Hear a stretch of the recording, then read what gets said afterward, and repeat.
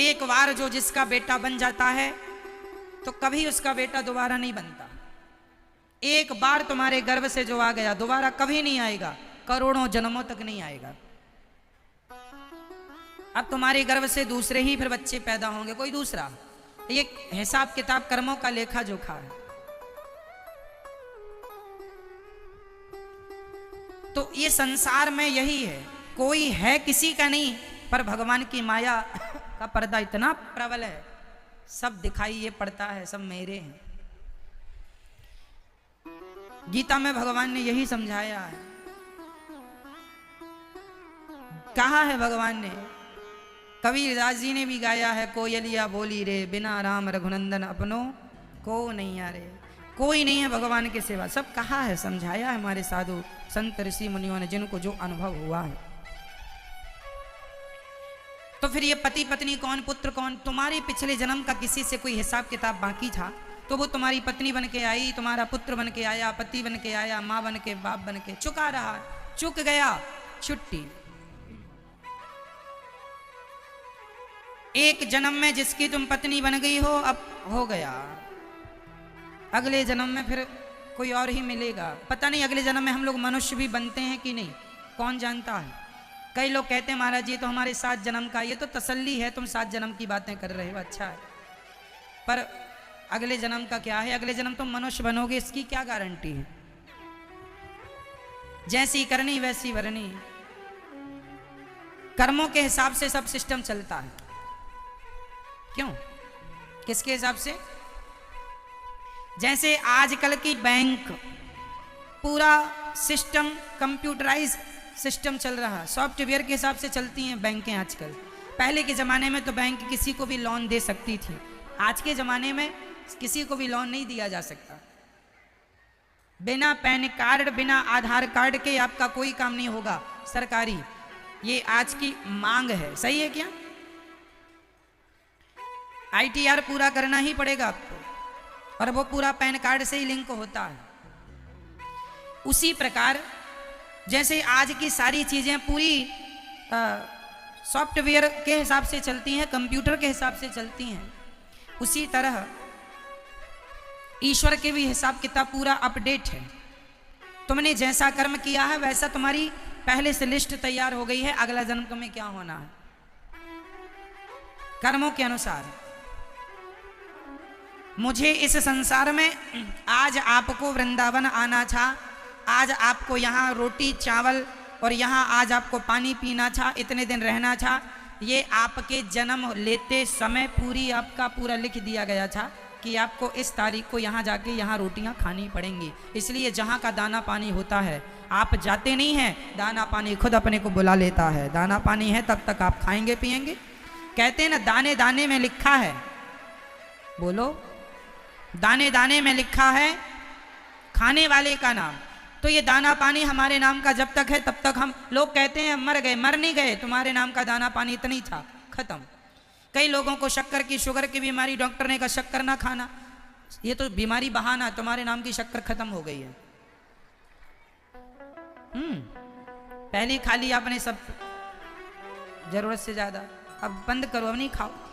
तो ये बहाने हैं कि बीमारी हो गई और ये हो गया, और ठीक है, तसल्ली के लिए सब सही है, पर सिस्टम ये कहता है कि सब पहले से निश्चित है। हर व्यक्ति कि अब आप कहेंगे महाराज जी ये मेरा जो जन्म हुआ, ये आपने जो पिछले जन्म में जो कर्म किया था वो इस जन्म में मिला। इस जन्म में आपके जो लिखा था उसके अतिरिक्त जो भी आपकी सोच अच्छी या बुरी आप करते हैं, वो सारी चीज़ें आपका भाग्य वही तैयार होता। आप अच्छा, मैं आपको गाली नहीं दे रहा हूँ, मैं आपके साथ अच्छा कर रहा हूँ, तो स्वाभाविक है आप भी मेरे साथ अच्छा करेंगे, और मैं आपका सम्मान करूँ आप मेरा करेंगे। मैं किसी का दिल नहीं दुखा रहा हूँ, तो भगवान सब लिख रहे हैं कि भाई आपने किसी का बुरा नहीं किया, आपका भी अच्छा ही होगा। और आप, मैं किसी का मर्डर करूं, मैं किसी को लूटूं, मैं किसी को ठगूं, मैं किसी को मारूं, तो फिर ये मेरा पाप बढ़ता जाएगा और पाप का दंड भोगने फिर आना पड़ेगा संसार में। ये क्रम चलता है। अब आपका ये तो तय था कि वृंदावन आना है, पर वृंदावन में आना तय था, पर यहाँ आके पाप करना है कि पुण्य करना है ये तय नहीं था। ये तो आप तय करेंगे अपने विचारों से, अपनी बुद्धि से, अपने विवेक से कि यहाँ आए हो तो यहाँ कथा सुनेंगे कि यहाँ पर कुछ और करेंगे उल्टे सीधे काम। क्यों? तो ईश्वर की तरफ से ये तय है कि तुम किस माँ के बेटे बन के जाओगे, तुम्हारा बाप कौन होगा, तुम्हारी माँ कौन होगी, तुम्हारी पत्नी कौन होगी, तुम्हारे बच्चे, ये तय है। लेकिन तुम क्या संस्कार दोगे अपने बच्चों को, क्या वाणी बोलोगे, ये तुम पे निश्चित है। और ये तुम्हारा व्यवहार ही तुम्हारा अगला भाग्य बनेगा।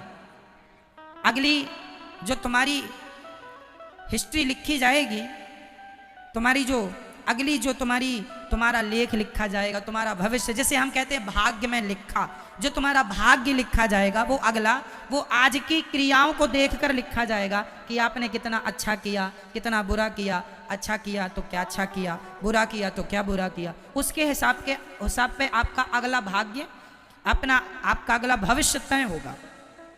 मैंने अच्छा किया तो मेरे भाग्य में अच्छा लिखा जाएगा, मैंने बुरा किया बुरा। मैंने इस तारीख को किसी को एक थप्पड़ मारा था, इस तारीख को मैंने किसी को गाली दी, ये सब लिखा जाएगा कि भाई आपने ये सब किया था, ये सब। आपने किसी को रोटी दी, ये भी लिखा जाएगा, पुण्य भी पाप भी। फिर पाप और पुण्य को अलग किया जाता है, फिर पुण्य का फल आपको मिलता है, पाप का भी मिलता है। पुण्य का सुख मिलेगा, पाप का दुख मिलेगा। जो लोग कहते हैं महाराज जी हम बड़े दुखी हैं, दुखी नहीं हो, तुम्हारे पापों का तुम दंड भोग रहे हो, है ना मैया। महाराज हमारे पति तो बड़े बुरे हैं, बुरे नहीं हैं, तुम्हारे किसी जन्म के कर्म बुरे होंगे तो तुम्हारे वो कर्म ही तुम्हारे पति के रूप में प्रकट हो गए हैं और तुम्हें वो बड़ा कष्ट दे रहा है, तुम्हारे कर्म दंड तुम्हें मिल रहे हैं। एक पति बोले महाराज हमारी पत्नी तो बहुत मारती है, अब पिटो, क्या करोगे, तुम्हारे कर्म ही तुम्हारी पत्नी बन के आए हैं, अब पिटो, पीटेगी। तो तुम्हारे कर्म ही तुम्हारी पत्नी बनते हैं, तुम्हारे कर्म ही तुम्हारे पति बनते हैं, और वही कर्म तुम्हारे पति पत्नी बन के सामने आके खड़े हो जाते हैं। तुम्हारे अच्छे बुरे कर्म ही तुम्हारा बेटा बनेगा। किसी का बेटा बहुत अच्छा है तो किसी का बेटा बहुत बुरा। तुम्हारे कर्म कहीं बुरे बिगड़ गए होंगे तो बुरा बेटा है, मारता है लाठियों से। और कोई का बेटा इतना अच्छा है कि आरती उतारता है, अपनी माँ की पाँव धो के पीता है, तो ये भी बेटे हैं। तो आपने अच्छे कर्म किए होंगे तो आपका कर्म आपका अच्छा बेटा है। बेटा पत्नी पति कोई आपके कर्म ही, को ना काहू को सुख दुख कर दाता, निज कृत कर्म भोग सब भ्राता। हर व्यक्ति अपने किए कर्मों का दंड भोगने आता, इसलिए ये कर्म भूमि है, यहाँ किए कर्म का फल मिलता है, इसीलिए इसे मृत्यु लोक कहते हैं। मैया समझ रही हो? तो आपके जीवन में, कितनों के जीवन में दुख चल रहा है, समझ लेना कि ये दुख तुम्हें हंस के गुजारना है। अब रोने से तो कोई बात बनेगी नहीं। अब पति बुरा है महाराज तो क्या करोगे, अब है, अब निभाओ, क्या करोगे? फिर दूसरा ऑप्शन है छोड़ दो, तो छोड़ने से भी भाई आपका समाधान हो तो आप विचार कर लो, छोड़ने में समाधान नहीं है।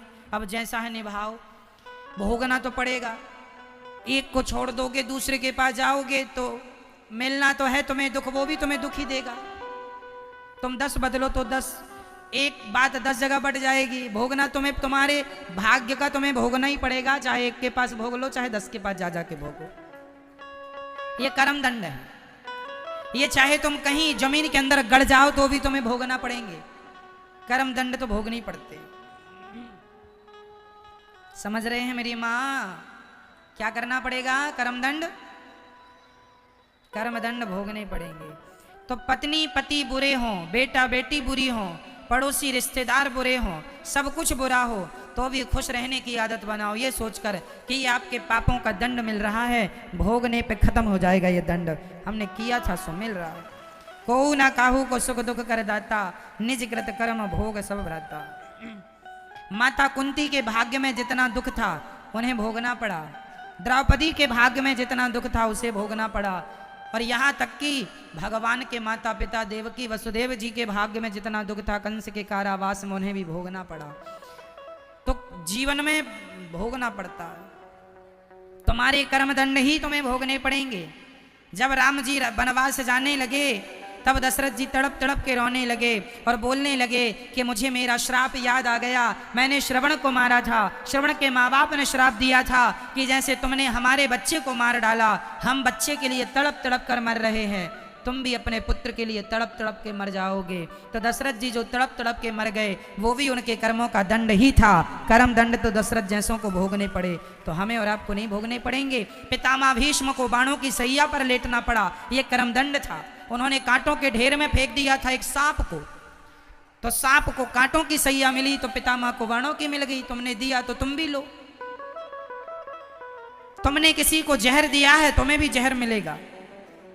तुमने किसी के लिए गड्ढा खोदा है, तुम्हारे लिए भी तैयार है। तुमने किसी के रास्ते पर पुष्प बिछाए होंगे, तो तुम्हारे रास्तों पर भी पुष्प बिछे मिलेंगे। जैसी करनी पेड़ बोए बबूल का, तो आम कहां से पाए जो बोया है। इसलिए तुम्हारा भाग्य किस पर टिका हुआ है, बोल दो जोर से। तुम्हारा भाग्य, तुम्हारा कल किस पर टिका है, तुम्हारे अच्छे या बुरे कर्मों पर। तुम्हारे अच्छे या बुरे कर्म ही तुम्हारा कल बनेगा, कल का भाग्य बनेगा। इसलिए आज अच्छा तो कल अच्छा। जिसका वर्तमान अच्छा उसका भविष्य अच्छा। जिसका वर्तमान बुरा है, जो आदमी आज शराब पी रहा है, इसका भविष्य अच्छा नहीं है। जो आज जुआ खेल रहा है, वर्तमान बिगड़ा, तुम्हारा भविष्य अच्छा नहीं है। और जो आदमी आज कर्म में लगा है, काम कर रहा है, मेहनत कर रहा है, पैसा कमाने में लगा है, जिसका वर्तमान अच्छा है, इसका भविष्य अच्छा ही है। इसका भविष्य अच्छा। वर्तमान बिगड़ा तो भविष्य बिगड़ा। तो मैया, आपके जीवन में सुख या दुख का जिम्मेदार कौन, बोल के बताओ। आपके, बोलो मेरी मां, आपका भाग्य कौन लिखता है? आपका भाग्य कौन लिखता है? कौन? आप स्वयं। आपके भाग्य विधाता कौन है? आप खुद। आपने अच्छे कर्म किए तो आपने अपना अच्छा भाग्य लिखा, आपने बुरे किए तो बुरा। भाग्य आपका ही है, आपको ही लिखना। ईश्वर तो केवल जज है, जजमेंट देते हैं परमात्मा। एक जज ने एक अपराधी को फांसी की सजा दी, तो क्या जज की कोई दुश्मनी थी उस अपराधी से पर्सनल? बोलो। तो फांसी क्यों दी? क्यों दी? क्योंकि उसने वो गुनाह किया था। जज ने फांसी नहीं दी, जज ने सिर्फ अपना काम किया है, जज ने अपना जजमेंट दिया है। फांसी जज ने नहीं, उसके गलत कर्मों ने उसे फांसी दी है। क्यों तू गलत किया? जज की क्या ताकत थी तुझे फांसी दे देते? तू गलत करेगा तो परमात्मा जज बन के बैठे हैं। लोग कहते हैं भगवान ने हमें हमारे साथ बड़ा बुरा किया। क्यों जी? भगवान तुम्हारे दुश्मन है क्या? भगवान ने बुरा नहीं किया।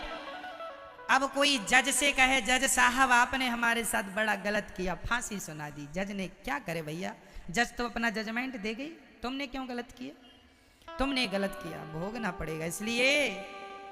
इसलिए हम कहा करते हैं, न देना दोष किस्मत को, विपत्ति तो सब पे आती है। न देना दोष किस्मत को, विपत्ति तो।